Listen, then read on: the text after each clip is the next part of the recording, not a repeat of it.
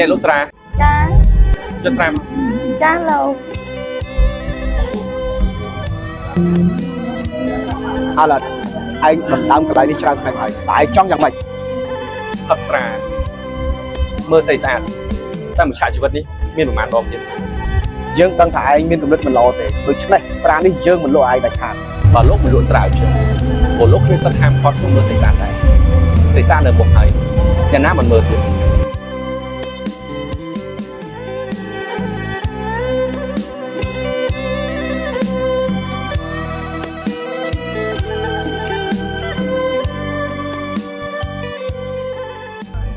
រៀបសួរពុកម៉ែបងប្អូនដែលនៅក្នុងបុយប៉ែតខេត្តបន្ទាយមានជ័យបងប្អូនដែលស្វែងរកភោជនីយដ្ឋានដែលមានអាហារឆ្ងាញ់តម្លៃសមរម្យបុគ្គលិករត់រីករាយទេអាចមកកាក្រៅ Seafood បានធានាថាមិនឲ្យបងខកបំណងឡើយសម្រាប់បងប្អូនដែលត្រូវការកំងអាហារជាប្រអប់ខាងហាងយើងខ្ញុំក៏មានដឹកជញ្ជូនដោយឥតគិតថ្លៃផងដែរចំពោះហាងយើងខ្ញុំក៏គឺពិបាករកទេបងប្អូននៅទល់មុខទឹកស្រះចុងក្រោយនេះតែម្ដង